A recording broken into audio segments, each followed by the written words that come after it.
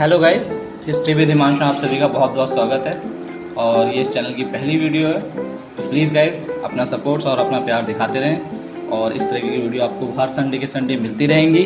तो आज की वीडियो का हमारे टॉपिक है राजा ललितादित्य, जिनके बारे में बहुत कम लोगों को पता होगा और इन्हें भारत का अलेक्जेंडर भी कहा जाता था।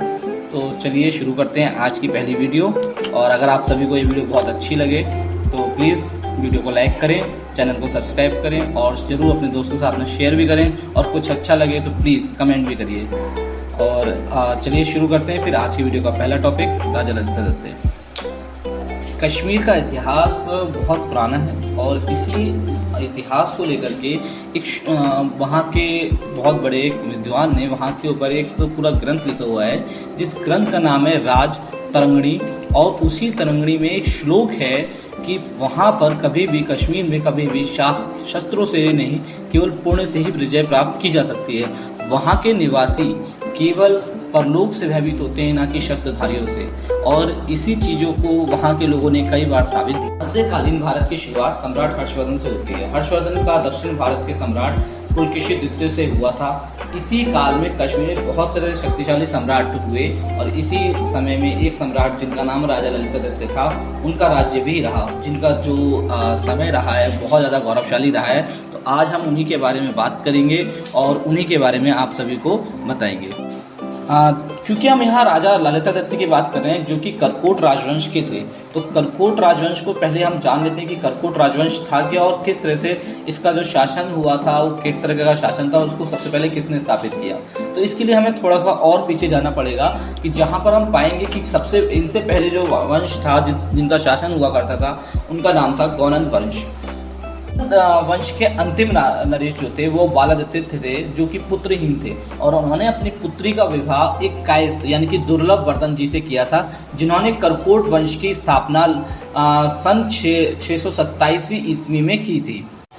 करकोट राजवंश का जो मतलब है, करकोट जो है एक सांप को कहा जाता है, क्योंकि जो दुर्लभ वर्धन जी थे वो एक कायस्थ थे। तो उन्होंने अपना जो वो एक श्रीवास्तव कायस्थ थे, तो उन्होंने जो नाम रखा था करकोट राजवंश, उसकी भी पीछे एक कहानी है कि जो कायस्थ लोग होते हैं, इनका जो आप कह सकते हो ननिहाल जो कहते हो, वो एक नागवंशी होता है। नागवंशी होने की वजह से इसी कारण से तो जो करकोट नागवंश का नाम है, वो करकोट राजवंश जो हुआ था वो एक नागवंश के नाम पे हुआ था। इसी कारण से जो दुर्लभ वर्धन जी थे, उन्होंने अपने जो शासन किया उसका नाम उन्होंने करकोट राजवंश रखा हुआ था, जिसकी स्थापना लगभग 627 ईस्वी में की गई थी। और इसी राजवंश में कई सारे बहुत सारे अच्छे अच्छे राजा हुए हैं जिन्होंने काफ़ी अच्छे अच्छे काम किए हैं और बहुत सारी चीज़ें की हैं। इन्हीं राजाओं में से एक थे राजा ललितादित्य, जिनके बारे में मैं बात कर रहा हूँ।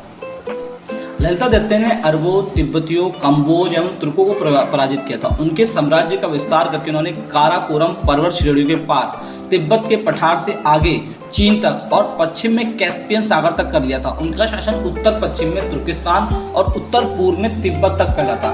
यही कारण है कि उन्हें भारत का अलेक्जेंडर या सिकंदर भी कहा जाता है, कि जिन्होंने अपने साम्राज्य को काफी हद तक बढ़ाया था और विशाल किया था। ललितादित्य ने बाहरी आक्रमण जैसे अरब के मुस्लिम आक्रमण को दबाया, तो वहीं उन्होंने तिब्बत की सेना को भी काफी पीछे तक धकेल दिया था।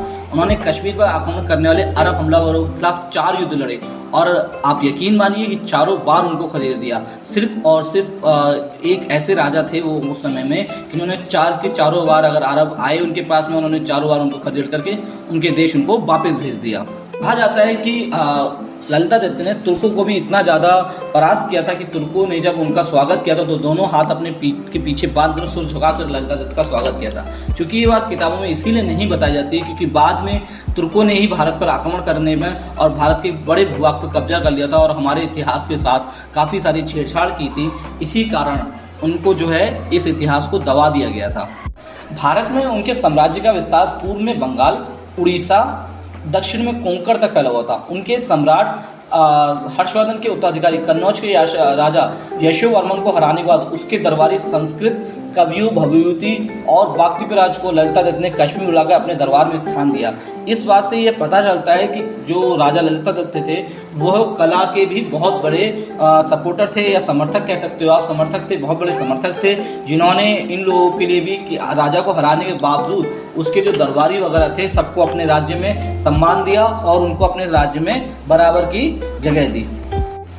राजा ललिता दत्त के बारे में एक और चीज जो कि बहुत ज़्यादा ज़रूरी भी है, और अगर आप लोग को पता लगेगा तो आप लोग शायद उस चीज़ को भी आप सर्च करके जरूर देखोगे इसके बाद में, कि उन्होंने भारत में सिर्फ और सिर्फ 2 सूर्य मंदिर हैं, जो कि एक पहला है आपको पता ही होगा कोंकण में कोणार्क मंदिर, तो दूसरा मंदिर जो भारत में सूर्य मंदिर बनाया गया था जो कि बहुत पुराना है वह है मार्तंड मंदिर, जिसको राजा ललिता दत्त ने कश्मीर में बनवाया भी था, और कश्मीर में आज वह मंदिर जो है खंडर की स्थिति में पहुंच चुका है, क्योंकि उसके बाद बहुत सारे मुगल आए और उन लोगों ने उस चीज़ों को नष्ट करके हमारे इतिहास के साथ छेड़छाड़ करने में काफ़ी चीज़ें करी हैं।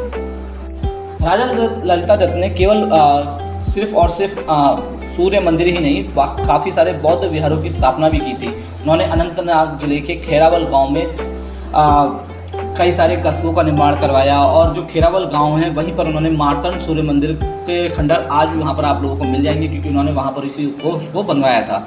ललिता दत्त ने कई सारे गांव, कस्बे, शहरों का भी निर्माण कराया, जैसे सुनस्तीपुर, दर्जितपुर, फलपुरा, पर्णसरग, ललितापुर, हशुपुरा, और इस तरह के जो कस्बे और शहर थे उन्होंने उसका भी निर्माण बहुत तीव्रता से कराया, जिस कारण उनको भारत का अलेक्जेंडर कहा जाता है। और भारत के लिए सबसे ज़्यादा उनका जो स्वर्णिम इतिहास है वो बहुत पुराना है, और इसी स्वर्णिम इतिहास के साथ में उन्होंने बहुत सारी ऐसी भी चीज़ें की थी जिसके कारण उनको भारत का अलेक्जेंडर कहा जाता है।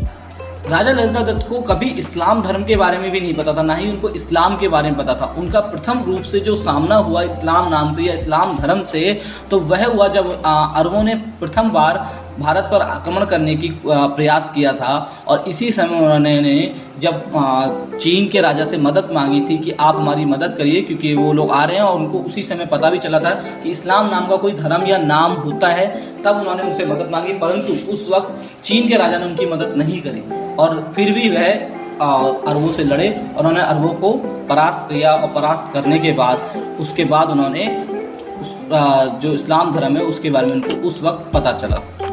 राजा ललिता दत्त की जो मृत्यु किसी युद्ध में नहीं, बल्कि उनकी मृत्यु जो हुई थी ठंड से हुई थी। ठंड बहुत ज़्यादा पड़ने की वजह से उनकी मृत्यु थी, क्योंकि उनका शरीर भी काफ़ी जो कि समय के साथ इंसान जब बुजुर्ग होता है तो उसको ठंड ज़्यादा ही लगती है, तो उस कारण उनकी मृत्यु हुई थी।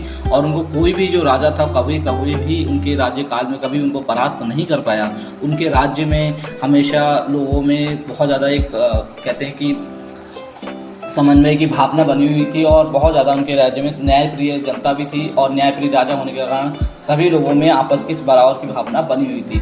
इसीलिए उन्हें कायस्थ समाज में भी बहुत ज़्यादा सम्मान दिया जाता है, और कायस्थ समाज में उनको बहुत ज़्यादा को माना जाता है। उनका जो शासन था वो 723वीं ईस्वी से 760 ईस्वी तक उन्होंने वहाँ पर शासन किया था, और इनके ही जो करकोट राजवंश के अंतिम राजा थे वो संग्राम पीठ थे, जिनका आखिरी शासन जो था 825 ईस्वी से 832 ईस्वी तक रहा था। तो गाइज ये थी मेरी पहली वीडियो। अगर आप लोगों को अच्छी लगे और आप लोगों को कुछ अच्छा नया पता लगा हो तो कृपया करके प्लीज़ इस वीडियो को लाइक करें, शेयर करें, और अपने दोस्तों को भी दिखाएं, और प्लीज़ इस चैनल को सब्सक्राइब करें, ताकि इस तरह की जो वीडियो आप लोगों को हर संडे टू संडे मिलती रहें। Thank you guys.